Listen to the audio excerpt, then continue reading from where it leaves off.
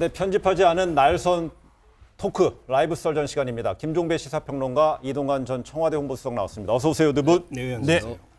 네, 지난 25일 이후 엿새 만입니다. 오늘 새벽 북한의 단거리 탄도미사일을 두 발 발사했습니다. 라이브 썰전 첫 번째 주제입니다. 이 북한의 탄도미사일 발사 소식으로 시작하겠습니다.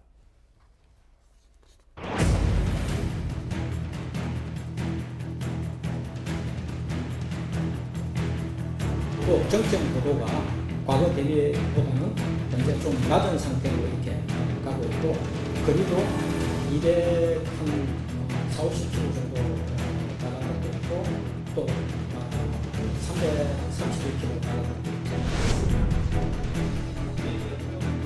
우리를 위협하고 도박한다면 북한 정권과 북한군은 당연히 적 대등에 포함되는 것입니다.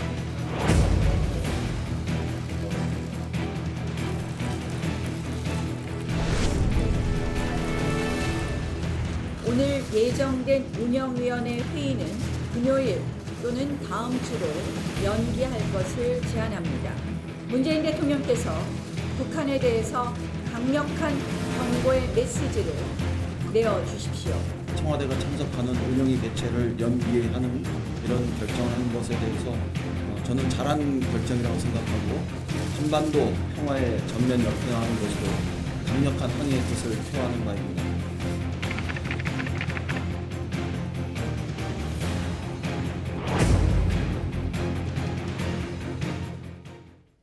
네, 합참 발표에 따르면 오늘 오전 5시 6분 그리고 또 27분쯤 20분 간격으로 해서 발사가 됐습니다.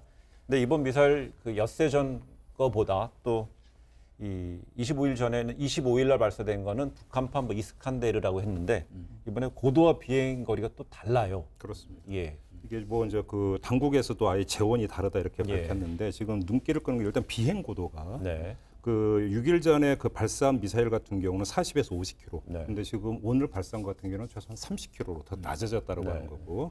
그다음에 이제 도달한 거리가 그러니까 6일 전에는 최대 600km까지 간 것으로 지금 네. 분석이 되고 있는데 네. 이번 같은 경우는 240에서 250km가 하나가 있고 330km 정도가 된다 네. 보니까 또 그러니까 이 고도가 낮으니까 아마 그랬던 건지 좀 분석을 해봐야 되겠지만 6일 전과는 좀 아무튼 여러 가지 점에서 다르다 이게 지금 네. 당국의 1차 설명입니다. 저는 그 요번에 이제 국방부에서도 발표를 했지만 네. 이 숫자에 담겨 있는 뭐 다빈치 코드는 아니고 좌우간 네. 그 무슨 의미가 있는 것 같다는 생각이 좀 들었어요. 네. 왜냐하면 우선 한 250km라는 게 원산 그 갈마반도에서부터 계산을 해보면은 정확히 어디쯤 되냐면 평택 미군 기지가 250km쯤 되는 거리입니다. 계산을 해보면은. 근데 330km는 어딘 줄 아세요? 바로 성주 사드 기지예요. 네. 그렇기 때문에 저는 이 정도 말하자면 도발을 할 때 그냥 의미 없이 왜 갑자기 그 단거리 미사일 600km 날아가던 거를 이번에 240, 50에서 330을 날렸을까 하는 거는 그 보내는 메시지가 담겨 있다고 보는 것은 지금 물론 이것이 남한 전역을 그 공격할 수 있는 그 수단이기도 하지만은 미국에 대한 압박 메시지도 상당히 담겨 있는 거라고 생각을 한다. 그러니까 말하자면 이 한국 내에 있는 제일 큰 그 지금 시설 두 개가 바로 그거 아니에요. 네. 하나는 사드 기지, 하나는 평택 기지인데 그런데 지금 바로 뭐 이제 외신에 벌써 나오고 있지만은 이번에 그 볼튼이 왔을 때 그 DMZ에서 그 북미 간에 뭔가 접촉이 있었다는 거 아니에요. 네. 그런데도 답은 안 줬다. 북쪽에서 실무 협상 이 할 날짜에 대해서. 네. 그러니까 미국에 대해서 압박을 좀 더 수위를 높이겠다 하는 의도가 명백한데 어제도 잠깐 나왔지만 우리 트럼프 대통령이랑 그 미국 겨냥한 거 아니고 우리하고 관계 없다는 식으로 얘기하니까 오늘도 그렇게 나왔죠. 그렇죠. 그러니까 이게 좀 예. 그 자꾸 전 걱정이 되는 게 이런 이러다가 진짜 그 이 반 트럼프 정서가 그 좀 더 확산되는 그런 네. 일도 생기지 않을까 하는 걱정도 들죠. 그러니까 예, 거기에 뭐 지금 이게 그 최종 분석 결과가 안 나왔기 때문에 예단하는 것은 그 무리한 일이긴 하지만 또 한 가지 좀 봐야 되는 것이 비행 고도를 계속 낮추고 있는 것이 어떤 네. 요격을 피해가기 위한 그런 점에서 이게 무슨 이미 개발이 완료가 된 건데 그냥 무력 시위가 아니라 신종 어떤 그 미사일 실험 이 측면에서 지금 그 지금 분석이 되고 있기 때문에 그 요거는 좀 최종 결과까지 좀 나와 봐야 일단 판단이 될 수 있는 문제인 것 같아요. 그러니까 6일 전에 지금 발사한 것도 가다가 다시 또 상승을 하는.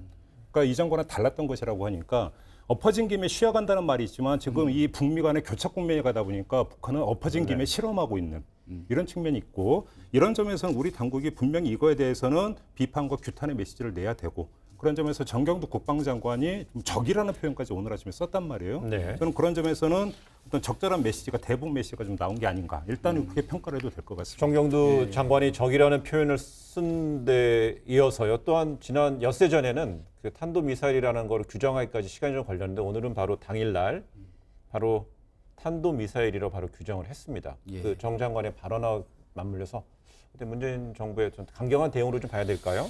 그 사실은 지금 이제 세 번째 벌어지고 있는 예. 일이잖아요. 그러니까 우리가 다 잘 기억하고 있다시피 첫 번째는 아예 탄도미사일이라는 규정 자체를 안 했어요. 저희 이 정부 당국에서는 군사 당국에서는 네. 그리고 대통령이 심지어 뭐 그 물론 이제 실언이었다고 생각하지만 단도미사일이라고 말씀하셔가지고 이게 진짜 무슨 뜻인가 혼란스러울 정도였는데 오늘 아침에 내놓은 그 우리 그 정경두 국방부 장관의 메시지를 뭐 일견 그래도 지금 이런 상황까지 왔으니까 평가할 만한 부분이 물론 있습니다. 그러나 참 만시지탄의 감이 있다 하는 생각이 들고요. 사실은 어떻게 보면 매우 원론적인 북한도 도발하면 적이다.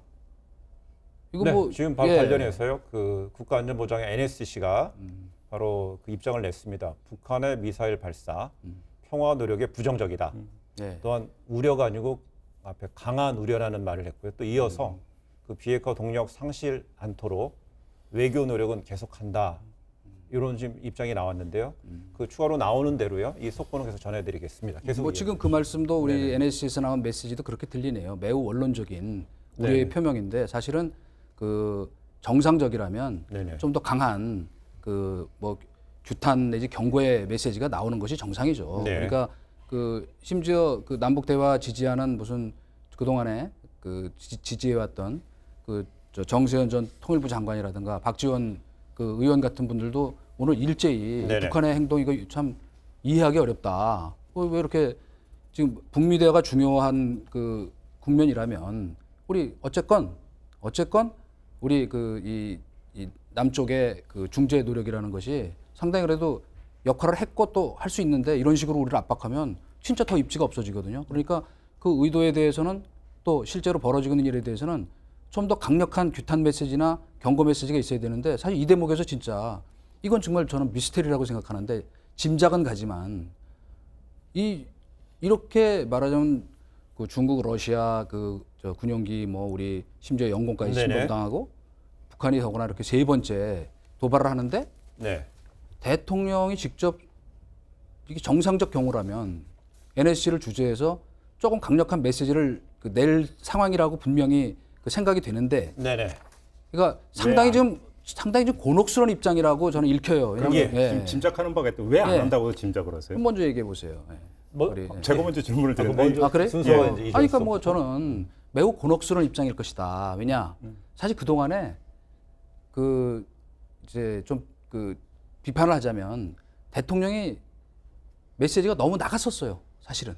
예를 들면 바로 그 6월달에 요새 왜 그 스톡홀름 증후군 얘기 자꾸 나오니까 자꾸 스톡홀름 생각이 나는데 네. 하셔서 그렇게 말씀하셨잖아요.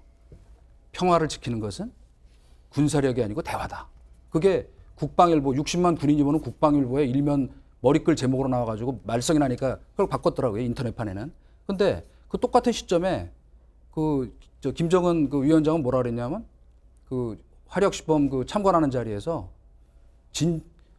강력한 힘만이 확실한 안전과 평화를 보장한다. 그래서 이게 무슨 남북 간에 무슨 지도자 메시지가 바뀐 것 같은. 그러니까 지금 만약에 이 북한에 대해서 강력한 규탄을 직접 나와서 뭘 하시려면 뭔가 그 앞에 궤적에서 이게 유턴을 하려면 뭐가 이렇게 좀 과정이 있어야 되잖아요. 그러니까 직접 나서기가 지금 상당히 어려우신 근데 분인 것 같아요. 오늘 네. 던진 메시지에는요 대북한 메시지도 있지만 대일 메시지도 있습니다. 조금 전에 또 나온 속보인데요. 일본이 수출 규제 철회하지 않으면은 뭐 대응한다는 게 아니라 모든 조치를 내세워서 대응하겠다는. 네. 근데 거기에 또 저희가 이제 칸이어서 못 넣는데 단호히 모든 조치 넣어 대응한다는 거였어요.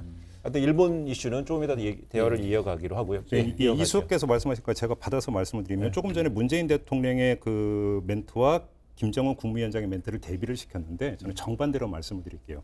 문재인 대통령이 지금 멘트를 안 하는 이유는 김정은 위원장의 행보를 보면 답이 나와 있어요. 무슨 이야기냐면 자 1차 북미 정상회담 이후에 교착 국면이 있었습니다. 북미 간 대화에서. 이때 그 북한 당국자들이 대미 비난 메시지가 상당히 많이 나왔습니다. 그죠? 입에 담기 힘든 어떤 그 북한 그 매체나 어떤 당국자들의 표현을 보면 기상천외한 어떤 육두문자 많이 나오는데 이런 것까지 동원하면서 그러니까 미국을 공격을 했습니다. 근데 아마 잘 반출을 해보면 아시겠지만 김정은 국무위원장이 직접 트럼프 대통령이나 미국을 향해서 이야기한 바가 없어요. 자, 그러면 김정은 위원장은 유약하고 이래서 그러면 그 메시지를 자기 입으로 내지를 않았는가? 그게 아니고 네. 마지막 선을 남겨놓고 있는 거죠. 다시 말해서 김정은 위원장이 나서갖고 트럼프에 대해서 만약에 육두문자를 날리는 순간에 그건 판이 깨진다. 그때 마지막 보루로서 김정은 위원장을 남겨놓고 그러면서 외무성이나 이런 데를 내세워가지고 최대한 어떤 미국을 압박하는 메시지를 계속 던진 거죠. 자, 이 선에서 오늘의 광경을 그 대비해서 보면 해석이 나와요. 무슨 이야기냐면 정경두 국방장관은 문재인 정부의 국방장관이에요. 자, 그런 문재인 정부의 국방장관이 나서서 적이다. 라는 표현까지 쓰면 그 문재인 정부의 입장이기도 한 거예요. 메시지인 것도 한 거고. 그런데 왜 그러면 대통령이 안 나서느냐? 바로 그거죠. 마지막 보루는 남겨놔야 된다. 바로 그 자원에서 어떤 그 이해를 한다면 이건 얼마든지 해석이 가능한 부분이고요. 또 한 가지는 아까 그 이수석께서 말씀하신 게 키포인트가 되는 게 북미 간. 지금 자 북한이 왜 그럼 자꾸 이렇게 하고 있는가? 여기서 1차적으로는 한미연합 군사훈련. 네. 그다음에 어떤 F-35A라고 하는 어떤 그 전략 최첨단 자산이요? 어떤 네. 그 전투기를 들여오는 것에 대한 불만 이런 게 깔려 있다고 하는데 지금 계속 나오고 있는 이야기가 뭐냐면 북미 실무 협상을 앞두고 기싸움. 근데 여기서 재미난 게 그거죠.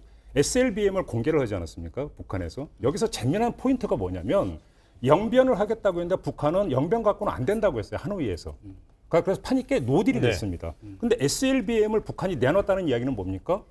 자, 니네가 상응 조치를 더 안 내놓으면 우리는 아무것도 안 해라고 하는 간접 메시지예요. 여기서 실무 협상 테이블에 앉는 게 중요한 게 아니라 상응 조치를 일단 보여다오, 미국에. 그래야 우리가 나가든 말든 할 거 아니냐. 이 기싸움이 이루어지는 거고 여기서 지금 결국은 미사일이라고 하는 걸 통해서 미국을 압박하고 있는 부분. 근데 미국은 무슨 얘기냐면 별로 대수롭지 않다라는 것도 미국이 아니해서가 아니라 바로 그런 어떤 북한의 의도에 따라서 일정하게 그러니까 의도적 무시 전략. 이게 지금 교차를 하고 있다라는 거죠. 북미 간에 아니 기싸움. 뭐 좋은 말씀이에요. 정보를 예. 드리자면은요, SLBM이 얘기가 나왔는데요. 그 오늘 이제 이스칸데르하고 또 이번 미사일 발사에 앞서서 또 그 3,000톤급 잠수함을 네네. 공개했을 때 3,000톤급에 탑재해서 쏠 수 있는 SLBM을 석대까지 탑재할 그렇죠. 수 있다는 내용, 그걸 얘기한 거니까. 그렇습니다. 네. 우리 이어갈게요. 그거를 뭐 정보위원회에 보고를 했다. 네네. 이제 그 분석 내용을 한 것인데 뭐 지금 이제 아까 말씀하신 내용 중에 이제 그 뭐 저는 좋다고 봐요. 의도적 무시나 아니면 미국은 그렇게 하는 것이고 우리도 네. 그 대통령의 최후의 말하자면 뭐 마지노선이죠. 그러니까 그 곤혹스러움을 이해한다 이겁니다. 한편으로는 곤혹스러움이 아니라 필요성. 아 그래요. 필요성인 그러나 뭐 거죠. 결국 말로 바꾸면 그 말이 그 말이에요. 근데 네. 표현의 차이일 뿐인데 예를 들면 오늘 정경도 장관 발언에 대해서 제가 아까 원론적인 발언이라고 얘기했는데 사실은 그거는 적어도 한국의 국방을 총책임지고 있는 국방부 장관으로서는 이미 첫 번째 나섰어야 되는 얘기예요. 근데 네. 지금 그것도 전제를 달아서 북한도 도발하면 적이다. 그거 좀 심하게 얘기하면요. 그 밥 안 먹으면 죽는다고 옛날에 어디 우리 김영삼 대통령께서 단식하는 사람한테 가서 얘기했던 그 말씀 생각나요. 그러니까 사실 그것은 비정상적인 상황에서 정상적 상황으로 온 거기 때문에 그것이 뭐 강력한 메시지라는 건 앞뒤가 안 맞고요. 또 한 가지. 그렇다면 정말로 저도 의아한 게 아까 미스테리라는 얘기를 했지만 이렇게 남북 관계에 대해서는 유보적이고 신중하고 이렇게 그 굉장히 이 지연된 반응을 보이는데 왜 일본 문제에 대해서는 그렇게 전면에 나서 갖고 그걸 지휘하는 것 같은 이런 그 태도를 보이는지 대통령과 청와대가 그 부분이 매우 그 국민들한테 그러니까 자꾸 뭔가 무슨 정략적 아니면 정치적 의도가 있는 거 아니냐는 자꾸 그리고 야당이 그렇게 비판을 하는 거예요. 그러니까 중요한 건 뭐냐면 그런 의도를 갖고 있든 않든 간에 그렇게 지금 보이고 있다는 거. 더구나 최근에 요거와 뭐 관계해서 지금 뭐 갑자기 일본 얘기가 나서는데 저 민주당의 민주연구원에서 무슨 저기 의원들한테 전원 돌렸다는 거 아니에요. 저 분석 보고서를 여론조사한 거. 이거 우리가 짐작하는 거 똑같아요. 대일 저 반일 여론 부추기면 선거에 도움된다. 이거 아니에요. 한마디로 얘기하면. 잠깐만요. 그러니까 여기서 자꾸 그러니까 관계까지 불필요한 시작할까요, 말까요? 의혹을 한일 불러일으킨다는 관계, 그럼 얘기예요. 제가 한일 관계를 시작하게 해드릴게요.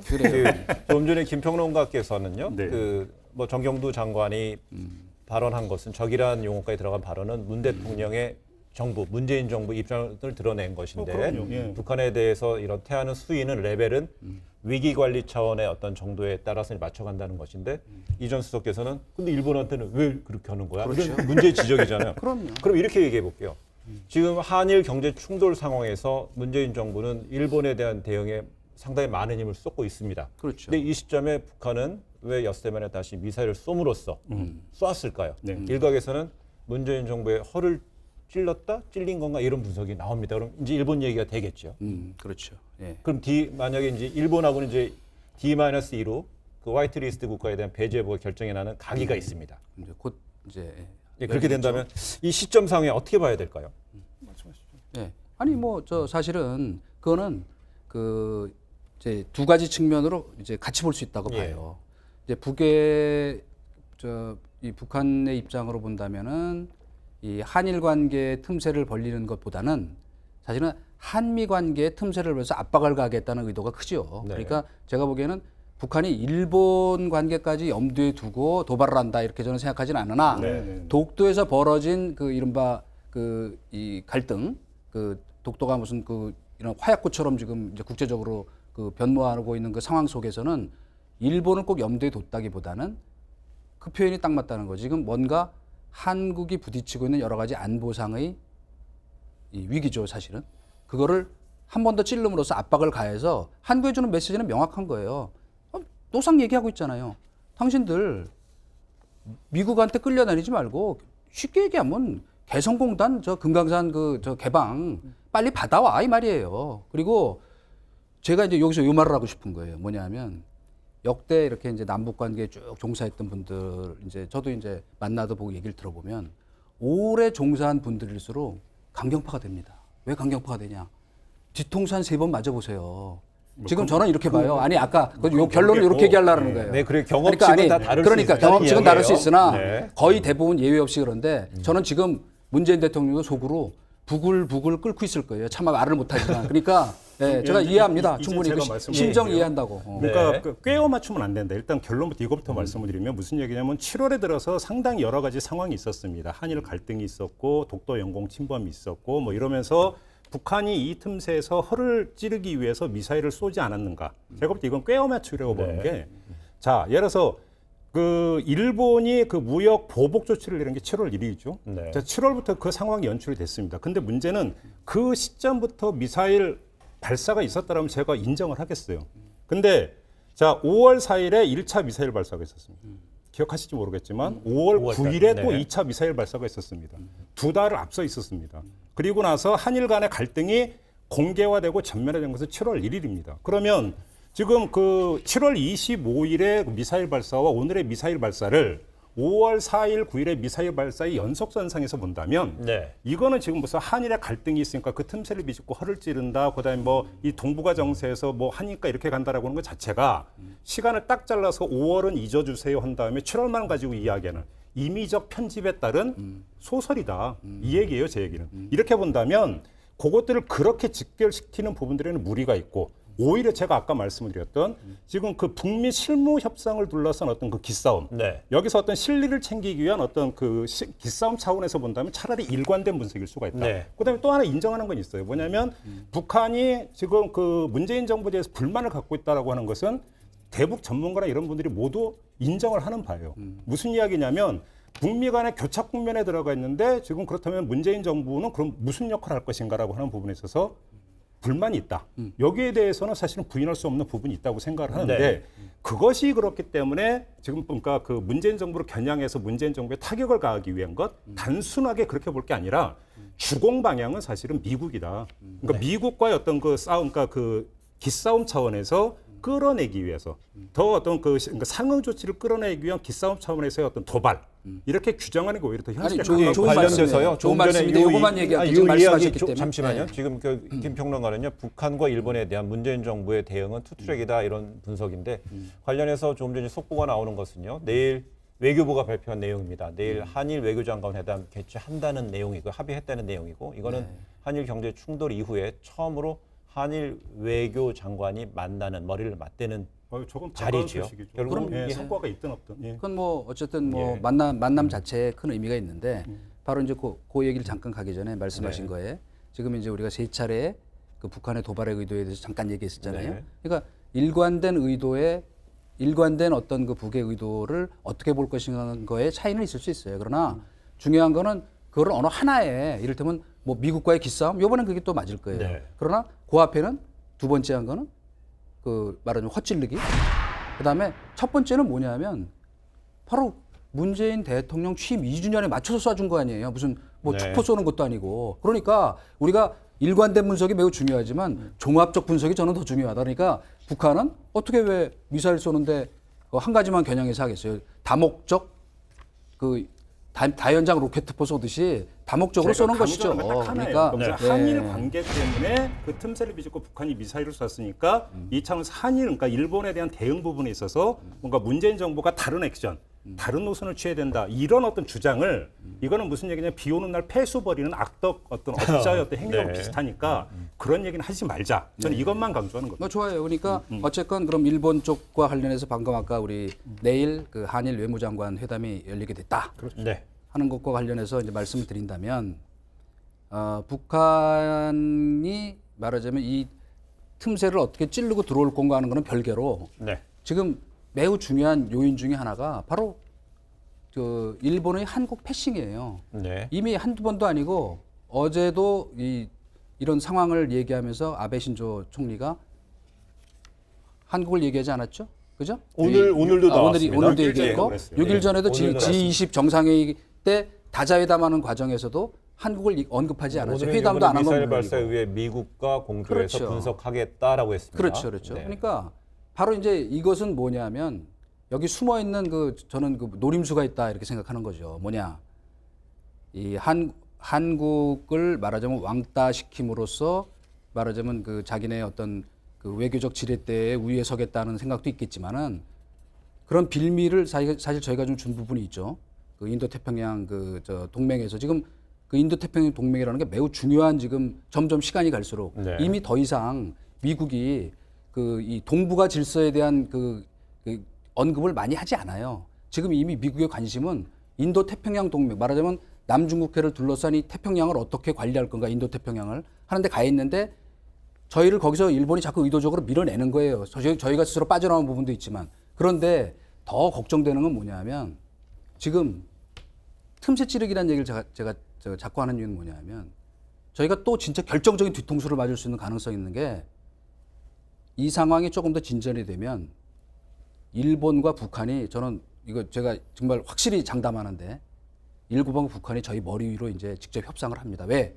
일본은 이미 그 장담의 근거가 뭐예요? 뭐냐고요? 예. 과거에 그것이 역사책에 써 있는 거예요. 과거에 김영삼 대통령 때부터 우리 역사를 쭉 보세요.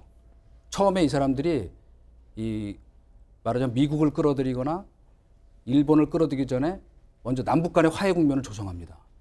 그리고 나서 핵 협상은 미국과의 그리고 네. 나서 아직은 한 번도 일종의 이것이 원교 금리 그렇죠. 불림입니까? 이거는 한 번도 제대로 실현은 안 됐지만 근데 그게 그동안에도 나쁜 건가요? 아니죠. 일 북한이라서 협상 들어가면 그게 우리한테 아니 나쁜 중요한 건 건가요? 뭐냐면 이거예요. 예, 오히려 동북아 정세가 더 저기 평화로워지는 측면도 있는 거 아닙니까? 아니죠. 그게? 그건 뭐 그렇게만 생각하면 너무 단순 논리고 네. 중요한 거는 지금 북한의 말하자면 그 경협 자금을 지원해서 북한의 경제 부흥을 이룰 수 있는 자금을 갖고 있는 곳은 일본밖에 없다는 건 다 알아요. 아니, 온 그러면 세계가. 북한의 개방이나 이런 것들을 유도하고 250억 달러. 나쁠 게 뭐가 있어요? 그게? 아니 문제는 뭐냐면 그걸 왜 우려해야 됩니까? 그때는 뭐냐면 그러니까 제가 얘기한 건 이교수 이거예요. 선생님, 그러면 인디 태평양 전략이라는 것이요. 네. 크게 세 나라 아닙니까? 인도, 호주, 일본인데 일본, 그렇죠. 예. 거기에 대해서 동북아 현재 이런 분석대로 한다면은 한국이 패싱된다는 내용인데 만약에 북일 간의 그 수교가 이루어집니다. 언제 될지 모르겠어요. 뭐 시간이 북일 간에 걸리겠죠, 언제가 물론. 만날 것이다. 그건 누구나 할 수 있는 이야기인데 그 시점이 문제겠죠. 아니 거기에 이제 중요한 게 뭐냐면 일본 정부는 이미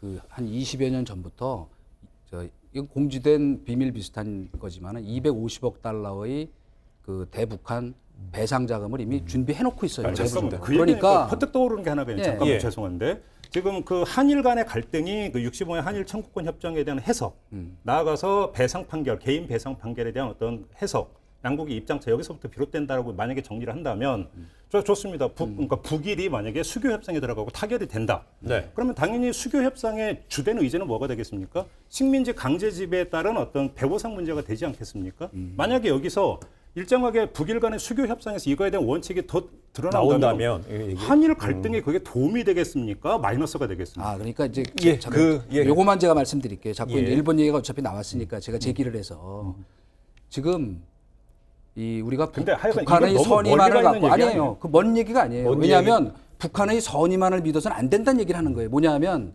과거에도 자 김영삼 대통령이 쌀 수입해서라도 원조 주겠다 그러니까 처음에 피는 물보다 지낸다고 대북 이 아주 유화적인 입장을 취했다가 인공기 시아펙스 사건이라고 잘 기억하시죠? 쌀 원조하는 수송하는 그 함정에다가 인공기 안 달았다고 네. 억류해가지고 그 사건 이후로 어떻게 됐냐면 북한은 망할 정권 그래갖고 이제 아주 관계가 급속히 악화된 것처럼 이게 끊임없이 반복되어 온 지난 역사예요. 그렇기 때문에 이번에도 마찬가지잖아요. 자, 미국하고 협상을 하는데 니네가 이제 중간에 별 역할을 못하면 니네 빠지라고 지금 계속 얘기하고 있잖아요. 그러면 일본과의 관계에서 뭐 일본과 협상이 잘 돼서 북일 협상이 진전되면 우리가 좋아지는 게 아니고 그때는 저희를 하부 구조에 놓고 하려고 하는 것이 북한의 기본 입장이라는 걸 우리가 정확히 꿰뚫고 대응을 하라는 알겠습니다. 겁니다. 이 정도에서 그런데 뭐 북한 제가 볼 미사일 때는 이야기가요? 모두가 가정을 깔고 하는 화해 얘기이기 무드가 때문에 나쁘다는 게 아니라 알겠습니다. 예. 북한 미사일 이슈가 한일 문제, 또 북일 문제, 인도 태평양 문제가 좀 많이 확장이 그러게요. 됐습니다. 네. 이번 이슈 그래도 건너뛰면 안 되겠죠. 한마디로 정리하고 들어가 보겠습니다. 네. 먼저 네, 저부터 할까요? 먼저 오세요. 우는 아이 때리면 더 운다. 이렇게 뽑았습니다. 무슨 얘기냐면 이 북한의 미사일 도발은 분명히 일차로 규탄해야 된다라고 하는 데는 저도 이견이 없습니다. 예. 근데 문제는 미사일 도발의 이유가 그래서 또 북미 협상에서 조금이라도 더 많은 상응 조치를 끌어내기 위한 차원에서 의도적인 울음이라고 한다면 이 부분에 있어서는 뭐냐면 어떤 어떻게 해야 되는 것인가라고 하는 것들에 대한 어떤 노선이 정립이 되지 않겠는가. 그런 점에서 우는 아이를 때렸을 때 더 우는 것이고 그러면 어떻게 달랠 것인가라는 측면도 함께 봐야 된다. 저는 이 점을 강조해서 말씀드리는 겁니다. 네, 추가 뭐 부연 안 하셔도 될 것 같고요. 그냥 저는 한번 그냥 안 하셔도 될 것 예, 같아요. 그냥 네. 딱 한마디로만 간단히 정리할게요. 네. 평화를 지키는 것은 대화가 아니라 힘. 힘이면 힘 이렇게. 네, 거기엔 동의합니다. 예. 아니 그 김정은 위원장이 얘기한 거예요. 알겠습니다.